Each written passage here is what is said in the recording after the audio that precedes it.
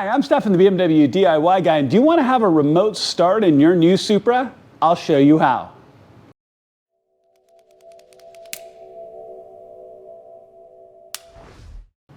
All right, guys, let's talk about this project a little bit and the reasons why you may want to do this yourself. Now, Bimmertech makes a fantastic product that's basically you plug it all into your car and you can have remote start. And they make it for a bunch of different models.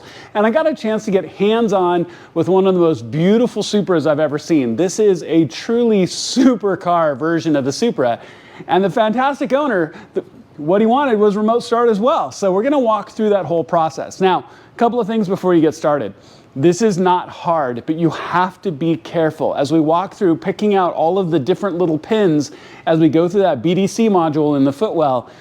It's not hard as long as you're patient and careful.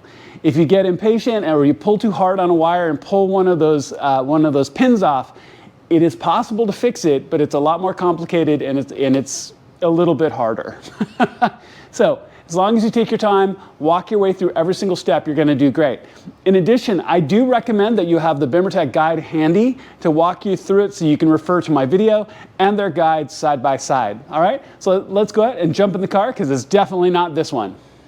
All right, because we're going to be unplugging the BDC or the body domain controller that's up in the front footwell. One of the very first things you want to do is pull the negative post on your battery. Now, this particular Supra obviously has a few additions to it, but just pull up your back plate, loosen that 10mm nut, and slide off the ground post for your battery. So we're here in the passenger footwell. You've got this top kick panel. You've got these little twist locks right here. So you turn them clockwise 90 degrees on both sides, and then this will come loose. There's also a little locking tab, which you can see a little bit on this side. Set that down and you can pull this out and set it aside. Now, if you've got a light, which you probably have right here, you'll want to unplug the light. If you don't have it, then no big deal. So go ahead and take this out and set it aside.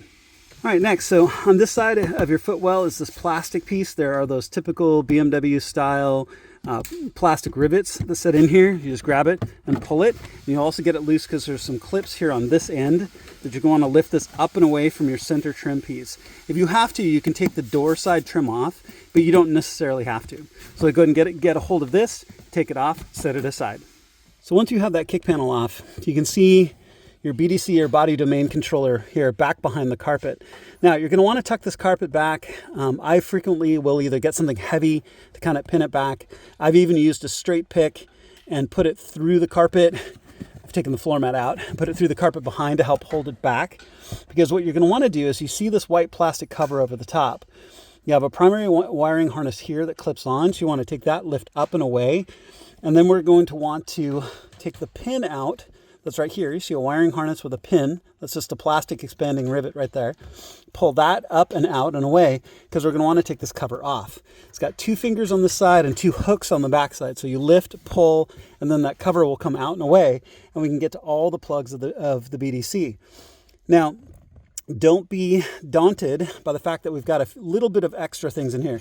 This particular Supra is heavily modified already. So there's quite a few things going on in this car. So some of these extra wires that you see around are exactly that. They're extra. Your primary harness will just come up and go into the plug. And we're going to get to this very first plug right here. Now you undo these plugs by squeezing on either side, and then they will lift and come down. And I'll get you a better view on that in just a second once I get the carpet tucked back. But so just don't be surprised that you don't have all the extra wiring here. That's just this particular car.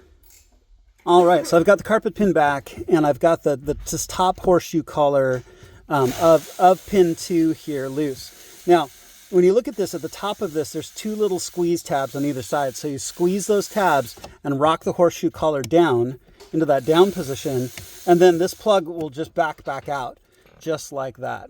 Okay, so now once it's out, and keep in mind this has a few extra wires in it that you probably won't see on yours. You can see that there's 2 plugs inserted into the sleeve, and they're held in by little tabs on either side. So take your angled pick tool, kind of pick at the sleeve here a little bit on each side, and then the insides of this plug will slide out. I'll show you what that looks like. So once you have that shell off, you can pull out the 2 inside carriers for all of your pins, right? Now, if you look very, very carefully, and it's hard to see, but these pins are numbered. You can actually see little teeny tiny embossed numbers on it. So at this far end, it says 36. What we're going to do is count our way down: 36, 35, 34, 33, which is the purple and white right here that you can see. Now, we're going to be matching those to the new wiring harness. Now, if you look, and you can see that there's that tiny little metal tab right there, what you'll do is you'll take an angled pick tool and very gently depress on that little V that you can see right there. You can see that little teeny tiny V. When you depress on that and you press a little bit of back pressure on the wire, you can get the wire to come out. Now, it may hang up a second time. You see the second groove right here. Sometimes that little tab will hang up right here on the second little cut through as well. You'll have to reach in and very gently depress it to get it to pull out. Be very gentle. This is not hard work. You just have to be careful when you do it, because if you strip one of these pins, it's fixable, but it's not easy and it's a hassle. So that's the last thing you want to do. So very gently right here on purple, depress the tab, back it out, and then I'm going to show you how you're going to insert the new wiring harness. All right, so obviously we've got pin 33, which is purple, out, and then you're going to take of the new wiring harness, the orange line, and insert it in its place. Then you're going to do the same to the white, which is pin 34, right next to it, and you'll put the yellow in its place. All right, so get those two swapped out. All right, so now what you're going to want to do is insert your original OEM wires into the new carrier that's going to go into this plug. So just match them up, because obviously on this side the wires are on the outside. You're going to match up purple to orange and white to yellow. So when you insert them in here, make sure you get the purple on the right side and the white on the other, so they match up to the same wires here. So go ahead and get them inserted in, snap this little lock down, put the plug into place. We're going to move on. All right, so now that pair is done, you're going to move over to the other pair in the same plug. You're going to be looking for 45, so count from 36 upwards. 45 is the white line right here with the blue stripe. So go ahead and back that pin out and put the green wire in its place, because there's off the new wiring harness, there's a pair with a green and white wire, and the green goes here. So go ahead and get that swapped out. All right, so forgive any background noise. So once you get pins 45 and 49 swapped out and in their place and plugged into the new wiring harness, you put them in. Again, you put them into the carrier in the proper orientation. Green goes to the white with blue, white goes to white, and that's snapped into place and good to go. Now, you can put this plug back together. It only goes in one way because there's little flanges on the outside of it, so when it goes back in the carrier, it's only going to go back in the carrier one direction. Okay, so go ahead and put this plug back together, put it inside the carrier, and go ahead and put that back up into that second position here and lock it up into place. All right, now whether you've slipped this cover back or taken it off entirely, you want to get to the second plug here on the bottom row. So this is on the tail of the car, trunk side of the car. Plug here, go ahead and pull that one out. Go ahead and pull the cover off, and you're going for pin 22, which is blue with a red stripe. You're going to depin 22 and replace it with the blue solo blue line off the new wiring harness. Then at that point, you can go ahead and put the shell back on and put this back into place, because the other wire we're going to pull is from a different plug. All right, and then the last pin you're going to need to work with is here on this closest plug to the trunk of the car on the bottom row. Go ahead and take the shell off this, deshell it, and then you're looking for pin 30, which is purple with a yellow stripe. Okay, so go ahead and get this off. Get the purple pin plugged into its place. Get the OEM wire into this side of the harness, and then everything that you've needed to do to get all these pinned in will be done. Then go ahead and put this back into place, and you can put the cover back on, and we're going to be putting power and ground next. All right, so this last part is a little bit hard to see, but I'm going to do my best. Right here is a nut. It's a 10 millimeter nut. That's a ground post. This particular setup already has a ground wire on it that's coming up to it. You're going to want to take out of the existing harness the black line with the little spade connector. Go ahead and connect it to your ground post. Now, in addition, there are some ground posts down the body down here, so if you prefer to pull the carpet back and use one of the ground posts down there, you can. Now, the last part, you've got a fuse box here, kind of in the ceiling right here.